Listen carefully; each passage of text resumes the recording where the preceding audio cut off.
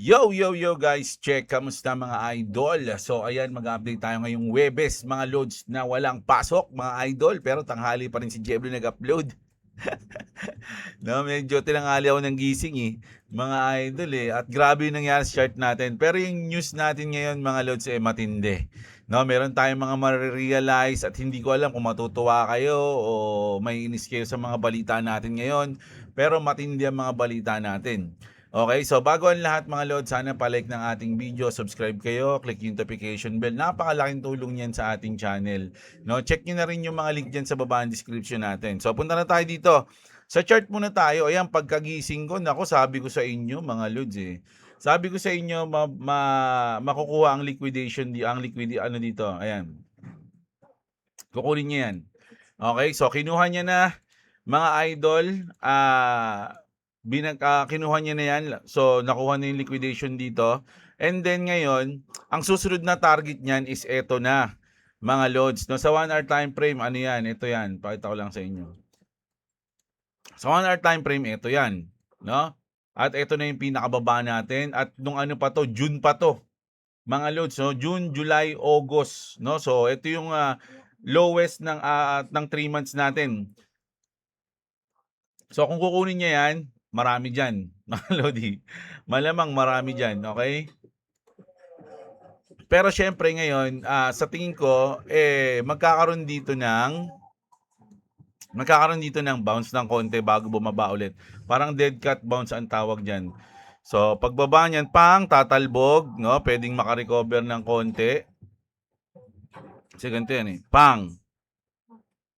Dead cat bounce, dead cat bounce, ganun, no? So, yung mga dead cat bounce dito na medyo aangat, ayan yung mga huhulihin natin bago tayo mag-short ulit, mga lods. So, etong dati nating support, etong range na to, mga idol, ay ang range na yan, ngayon, resistance na yan.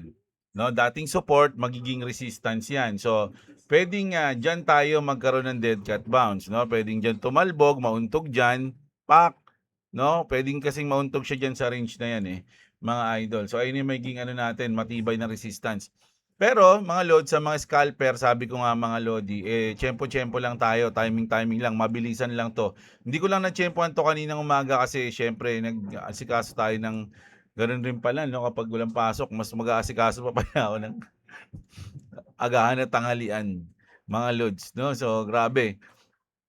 So, ito na, no? Ako hintayin ko lang ng konti na bumalik to dito kasi hindi ko nakita to. Kung nakita ko lang to kanina, hindi ko napansin mga idol Actually, hindi ko talaga siya napansin. Kung napansin ko to, nag-position na ako dito. So, ngayon, waiting tayo. Bumaba lang siya kahit dito lang. Ito lang, ito.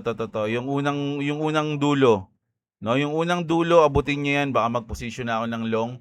Tapos, umangat siya ng mga dito banda. Pwede na tayo mag-short. No? So, ganun yung plano natin. Kayo, diskarte nyo kung anong gagawin nyo, mga lods. No, sa akin is hulalysis ko lang yun. Okay? So, ngayon, magbabalitaan tayo. Dito muna tayo sa local news. Trending na trending to, mga idol, no? Si AC Garage, no? Bigay lang tayo ng opinion dito, mga lods. No? Medyo may opinion kasi ako dito na hindi ko alam kung importante. General Trias vlogger, seller na si AC Boy Garage, arestado, no? Arestado ang controversial na vlogger at online seller ng mga second-hand na sasakyan na kilala bilang si AC Boy Garage matapos makumpiskahan umano ng hindi lisensyadong arma sa ikinasang search operation ng Criminal Investigation and Detection Group o yung CIDG Cavite Provincial Field Unit sa Sitio Gaerlan, Barangay Buena Vista, no? General Trias City, Cavite, no? Alam niyo mga idol, eto si AC Garage, kilala siya sa pagbebenta ng mga sasakyan, no, na lokbo daw. Hindi ko alam sila nagsasabi nun. Nagbenta siya ng sasakyan na sirain, no? Parang ganon. Tapos walang no refund. Doon siya nasira mga idol. Tsaka yung kumukulo, no? Siya nga si Boy Kulo, tawag sa kanya Boy Kulo Ay, Boy Bulwak pala, sorry. Si Boy Bulwak, no? So ayun yung tawag sa kanya. Pero hindi siya doon dahil doon nakulong, mga idol. Nakulong siya kasi nahulihan siya ng hindi lisensyadong baril. Meron daw nagtimbre, mga idol, sa mga pulis na meron siyang hindi lisensyadong baril at syempre siguro marami na rin buwisit sa kanya. So, tinimbrihan niya yung mga pulis at pinakulong na siya. Mga idol, ganun yan. So, ako, nung napanood ko yung mga video niya kay MG, medyo nabuwis din ako dito, mga idol, kasi bastos siya sa mga matatanda, bastos siya sa mga mekaniko. 'Di ba? Kinikengkoy niya yung mga mekaniko, 'di ba? Kung ako pupunta doon, kikengkoyin ko din 'to eh. Pero syempre ang pinakapunto dito mga idol is yung hindi lisensyadong baril. Ang comment ko lang diyan mga idol, kung gusto niyo talagang magkaroon ng baril o ng gamit, maganda sa legal, 'no? Yung magpapalisensya kayo, bibili kayo ng mga legal na baril. Kasi mga lods, 'no, yung mga hindi lisensyadong baril, para lang kayong bumili ng ikapapahamak nyo, mga idol. 'No? Kasi yung mga paggagamit ka ng mga lisensyadong baril, may mga seminar 'yan, 'di ba? May mga matututunan ka muna bago ka magkaroon ng baril. Pero yung kasi madali lang naman talagang kumuha ng baril na hindi lisensyado. Bibili ka lang diyan. Kahit kanino mo katropa, yung kakilala mo may kakilala, yung kakilala mo may kakilala, makakabili ka. Pero mga idol, napakadelikado niyan. Kasi nga para kang bumili ng isang bagay na pwedeng maging dahilan ng pagkakulong mo. Tulad niyan, 'di ba siya, o bumili siya nun, wala namang lisensya, no bail yan mga idol, ganyan yung ganyan yung kaso ni Robby nung nakulong siya, 'di ba? No bail yan. Hindi ka makakapagpiyansa diyan, kulong ka talaga diyan mga idol, bubuno ka ng oras diyan, 'di ba? So, mahirap yan mga lods. Para kang, sabi ko nga, para kang bumili ng isang bagay na anytime pwede kang ipakulong eh. 'Di ba? Tapos umiinom ka pa, halimbawa lasinggero ka, 'di ba? Kapag when emotions are high, intelligence is low, sabi nga nila. At pag meron ka lang, kunyari nakainom ka lang, tapos may nakaalitan ka ng konti, naku, may isip mo na agad yung baril mo, mga lodi. Ikapapahamak mo lang yan, mga lods. Kaya wag na wag kayong bibili ng mga baril na hindi lisensyado. Tandaan nyo yan, mga lods. Dahil sabi nga ng mga eksperto, 80% ng mga may baril na hindi lisensyado, nagagamit nila para sa ikapapahamak nila, mga idol. No? So, ayan ang matinding dyan, aral dyan. Although kupal na siya sa mga pinagbebentahan niya ng mga sasakyan, ayun, mas kinupal niya pa yung sarili niya, bumili siya ng ikapapahamak niya, mga lods. No? So, ayun ang wag na wag niyong gagawin. Although kahit na delikado ngayon sa Pilipinas, maraming mga pangyayaring wag na kayong dumagdag. Ayun lang ang masasabi ko. No, ako meron akong pepper spray. Ayun lang ang ko. Ayun lang ang pinakasandata ko, mga lodi, pepper spray lang binili ko sa Ace Hardware. No, okay na 'yun. Hindi, kumbaga kahit na kahit na lasing ako, makulit ako, ginamit ko 'yun. No, sinadya ko. Kasi pag pepper spray, pwede ka pa rin makasuhan ng physical injury kapag ginamit mo siya ng hindi self-defense. Kasi yung pepper spray pang self-defense 'di ba? So, kunyari may tangka sa'yo, sasapakin ka, sinapak ka o something, pwede mo siyang sprayan tas umalis ka na. No? Pero kung kunyari, spray mo siya, pinag-spray mo yung mata, may tendency kasi mabulag pag sa pepper spray, mga idol. No? So, kailangan self-defense lang. Pero kung sakali naman na gamitin ko yon, halimbawa lang pero hindi ko gagawin. Halimbawa lang, sobrang lasing ko, pinagtripan ko yung mga tropa ko, pinag-sprayan ko sa mata. Pwede nila akong kasuhan ng physical injury. At yung physical injury na yun, may bail yun. Pwede akong magpiyansa. Hindi katulad ng baril, mga idol, na pag ikaw nahulihan ka niyan, kahit wala kang ginagawa pero nasa possession mo yan, kulong ka talaga, magbubuno ka ng oras sa kulungan. Mga lord, so palpak yung ginawa niya, dun mapapatunayan na bugok talaga to si AC Karaji. No? So ayan, isa to sa mga trending ngayon, kaya binalita natin. So, punta na tayo dito sa ating geopolitical news. Matindi mga news natin ngayon, mga idol. Naku, mukhang napapang-iwanan yung Amerika sa ibang bagay. Pero sa military force, malakas talaga sila. President Trump says his plan Iran strikes would have totally obliterate everything. No? Kasi nga parang walang balak makipag-usap ang Iran No?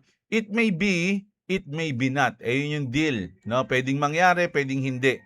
We were ready to go. In life, they know when you're ready to go and just bluffing. And we are ready to go if we have to. So they are not bluffing. Hindi nagbabluff si Trump. So ngayon na to mga idol, no? It's either today o bukas mga lods magkakaroon ng matinding sorpresahan if ever na hindi magkaroon ng discussion pagdating diyan o yung usapin diyan ng Iran at ng US. Yan, ano na yan, solid na yan mga idol. Kaya nga dahil doon, ito nga nagpaparinig na nga si Trump dito Trump says oil price are dropping. Kunyari kasi bumagsak yung presyo nung nabuksan yung Strait of Hormuz. And we may have to send it up again. Ano ibig sabihin niya ron? Bumagsak na yung oil yung presyo ng oil. Pero pwedeng pataasin muna ulit namin. Alam niyo kung paano nila papataasin? Pag binakbakan nila yung Iran, mga idol, magmamahal ulit ang oil. Kaya ayun yung ibig niyang sabihin dyan. No, Trump says oil price are dropping and we may have to send it up again. Kasi nga mukhang seryoso na sila na bakbakan yung Iran. Brent crude has fallen from $94 to under $83 this week on hopes of a Hormuz deal. Hopes pa lang yan mga lodi, bumababa na yung price. Paano pa kung talagang matupad yung mga plano ni Trump dyan, di mas bababa pa yung price. Pero dahil nga sa gabal yung Iran o sabihin na natin hindi na ikipag-usap ng maayos yung Iran, by force na. Ganun yung gagawin ni Trump. So, once na by force nila ginawa yan, tataas muna, no? Yung presyo ng oil kasi bakbakan yan mga lods Pag nabalitaan ng worldwide na binakbakan ng US yung Iran, inobliterate nila yon, tataas yung oil, no? Kasi global news yun mga lods. And then once na matapos na yung gera na yun at maayos na ni Trump yung Strait of Hormuz, ma-open niya na, saka lang ulit bababa yun. So ang mangyayari nun, if it's either biglang taas ng oil, tapos after ng lahat, yun na, saka nabababa ng tuloy-tuloy. Ganun yung pwedeng mangyari, no? So, ayun yung ibig sabihin niya dyan. Tapos dito naman, no? Pero, ito sabi dito tumaas kasi yung volume ng ETF, ng Ethereum at ng Bitcoin, no? Kaya sabi dito, is the bull market back? Mukhang hindi pa, idol, no? August 4 was an incredible day for both Ethereum ETF and Bitcoin ETF, no? The two product suites have now recorded net inflows of some 424 million plus dollars, mga idol, no? Week already, data points that could restore faith in 2026 bull market run. So dito tumaas ang volume nila. So goods yan mga idol sa market. Siguro kaya hindi talaga rekta bumababa Eto na. Dito na tayo sa pinakamatinding news ngayon. Republican Josh Hawley just announced he will vote against the Clarity Act, mga idol. Ito si Josh Hawley. Paano mabasahin niya, no? Yan, si Josh Hawley talagang sinasabi niya na hindi ako boboto sa Clarity Act. He refused to support the bill because the big banks are very, very worried.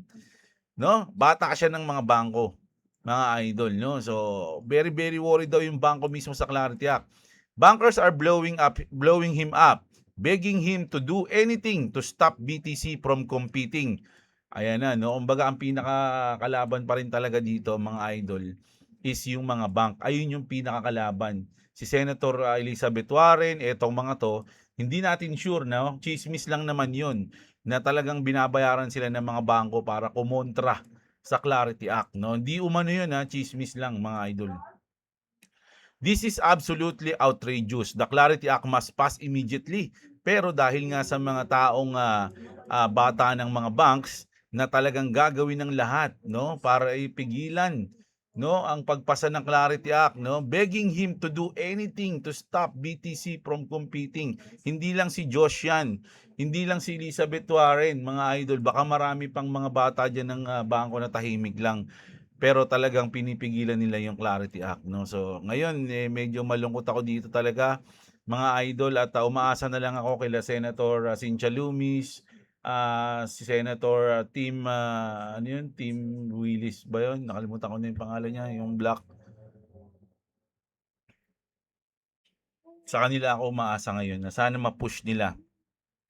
At sana tulungan sila sa Treasury Secretary Scott Bessent, Paul Atkins, yung mga pro-crypto ng mga alagad ni Trump. Sana kumilos na. No? Oh. Ito na nga, kaya nga sabi dito mga idol, Clarity Act could fall 10 votes short. The Senate's landmark crypto bill is stuck in limbo with recess 2 days away. Majority Leader John Thune has not filed the procedural vote needed to move forward. So si John Thune, pinagpapaliban niya pa rin. Per reports, ethics concern over Donald Trump crypto ventures are stalling the Senate Clarity Act. Senators Ruben Gallego and Tom Tillis, ayun si Tom Tillis, sent an ethics compromise to White House last week. Democrats want state attorney general enforcement and no sunset clause.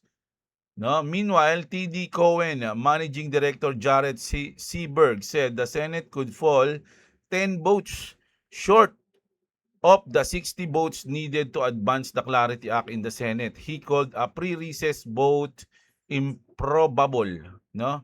Citing Senator Elizabeth Warren's expected objection. So, napakadaming kumukontra. Hindi natin alam kung bakit, mga idol, no? Syempre, alam pala natin kung bakit. The reason is the banks, no? Talagang ginagawa nila ang lahat ng paraan para yung mga senator na hawak nila utusan nila para pigilan yung Clarity Act, mga idol. Nakakalungkot yun para sa US, regulatory rules ng crypto. Hindi katulad sa Russia, mga idol. Wala na. Mauunahan na talaga yung US. President Putin signs Russia's first comprehensive crypto law establishing rules for exchanges, custody, mining, and investor access per Xinhua. Ayan mga lods, sakitan nyo naman. Si Putin, meron siyang kamay na bakal o bayag na bakal. May balls. No? Pag sinabi niyang may pasa, may papasa. Retail crypto purchases will cap 300,000 rubles annually per intermediary, while accredited investors face no limit. O, di ba? Napakaganda sa Russia, mga idol, no? Kaya kayo mawalan ng pag-asa. Sabi nga ng Ripple, mga idol, yung XRP Ledger hindi lang naman US yung customer nila, buong mundo. So kung ayaw sa US, di sa ibang bansa, malay nyo naman, 'di ba, na gamitin ng actually gagamitin naman talaga nila yan yung XRP Ledger. Kaya nga sabi dito, mga idol, dito na muna tayo, ayan Russia yun ayan Moscow Exchange, nako patay tayo dyan, Russia yan. Russia's largest public trading market integrated XRP by launching the official MOXX XRP price index. The ruble settled XRP futures for qualified institutional investors in May 2026, operating under regulatory oversight of the Bank of Russia. No? So, grabe yun, mga idol, no? Kita nyo naman, kung patuloy-tuloy ang Russia at adoption ng XRP kasama yung the Bank of Russia is napakaganda niyan, mga idol, no? So waiting na lang tayo, mga idol. Ako naman, sabi ko nga sa inyo, alam ko naman kung ano yung ating binodega, pinag-aralan naman natin yung XRP. Sa ngayon, nakikita natin na bumababa yan, bumabagsak yan, which is for me, gustong-gusto ko nga yan kasi nga nakakapagbodega tayo kahit papano. Nadadagdagan natin yung XRP natin kasi nga sabi nga ng mga malupit na investor sa XRP, kung alam mo kung ano yung kayang gawin ng XRP, hindi mo ipagdadasal na lumipad siya. Na tumaas siya. Kasi once na tumaas siya, matik na yun, tuloy-tuloy na yun. So hanggat nasa mababa siya, hanggat bumababa siya, samantalahin mo. Dahil darating yung panahon na magiging pangarap mo na lang na makita siya sa ganung price uli. Mga lods, no? So ayan, hindi ko sinasabing bumili kayo ng XRP, mga idol. Hindi ko kayong umasahin para bumili, mag-hold o magbenta ng kahit anong coins. Do your own research. I'm not a financial advisor. Okay, no? So ano pa? Sabi dito mga roads, no, dahil nga doon sa mga nangyayari, mas nauna pa yung mga ibang bansa, no, sa pag-adapt ng kumbaga gumawa ng rules patungkol sa crypto. America is about to lose crypto to the world. Senator Kramer sounded the alarm. Pass the Clarity Act now. Every day without clarity, another crypto company leaves America. Another innovation is built elsewhere, hindi sa USA. Another $1 trillion goes offshore. This isn't just about Bitcoin anymore. It's about who controls the future of finance. China is building crypto infrastructure. Europe is creating frameworks. Offshore exchanges are exploding while America debates. Diba? Senator Kramer said that everyone knows the clock is running out, mga idol. At alam nyo na, 6 na. Sa atin 6 na, sa US 5 pa lang. So hanggang 7 lang yan mga idol. After ng August 7 recess na at ayun na, may iwan na yung Clarity Act mga idol. Ang sunod na kita-kits na niyan September 14 na at wala na yun. Magiging busy na sila sa midterm election. So wala na. Wala na. 'Di ba? So wala na. Time is running out na nga ayan mga idol, no. Pero syempre may plan B naman tayo kaya lang importante pa rin talaga yung Clarity Act. So abangan natin kung ano yung magiging galaw mga idol. No, medyo stressful ngayon no pagdating sa Clarity Act. Pero sa mga ibang bagay naman okay lalo na sa adoption ng mga token na ginugusto natin. Sabi dito is XRP Ledger, ito yung XRP Ledger mismo, yung kanilang technology. XRP Ledger the most promising player in the RWA game o yung real world asset. According to data from MS Bintel, holders of RWA backed tokens on Ripple's XRP Ledger have surged by some 25% plus in the past month. MSB attributes some of his growth to Ripple's decision to make direct investment into the RWA focused platforms in Silo and Liquido, both of which were announced on August 3. Can a platform invested strategy directly impact its on-chain metrics? At ito kasing XRP Ledger mga lods, napakadami ng nag-a-adapt niyan. Hindi lang mga company, big company sa US, pati iba't ibang bansa. No, hindi lang Japan, hindi lang Korea, iba't ibang bansa mga idol. So, para sa akin napakaganda niyan. Once na magtuloy-tuloy yan mga idol, makikita rin natin yung bunga niyan mga lods. So, antayin lang natin ng konti, okay? So, ito pa. Binance is locked out of Europe. Wala sila sa Europe. Ripple just got the keys. So, ayan ha. Ripple, Coinbase, Circle, full license. Binance and thousands of others forced out of the EU. Oh, mga idol, no, marami ngayon wala na kasi nga hindi sila compliant ng MiCA. Pero yung 30, no, ay di, one license, 30 nations. Winner takes the institution. So 30 nations kasi nasa loob ng European Union, mga idol. So pag nahawakan ng Ripple yan, yun na yun, mga lods. Matindi na, mga idol, no? So grabe yung mga nangyayari ngayon. O ito rin yan, no? Follow up dyan sa Mika na yan. Ripple drop a new video. Mika is enabling a new era of regulated finance and Ripple is built for it. So napaka-bullish natin sa Ripple, sa XRP, kahit na medyo negative tayo sa ating Clarity Act. Pero malay nyo naman, gulatin tayo bukas. 'Di ba? Who knows? Pero syempre, don't expect para wag tayong masaktan. Okay? So, ayan. Uy, grabe. Ay bumaba? Talagang pataas ka na ba? Lolongan na kita. Kasi nasa ano yan, dito siya sa dulo nito. Pero mamaya na. Huwag tayo masyadong mainip. Maganda kasi dito yung timing mga idol eh. Huwag tayong mainip, okay? Kung hindi mo na tiyempohan, abang ka na lang ulit ng magandang timing. Okay? Pero maganda to. Mas kasi ano to 50-50 tayo mga idol kung titignan ko yung percent kung tataas o bababa. 50% from this position from 1.04 50% na pwede siyang bumagsak at abutin niya tong mga support natin dito.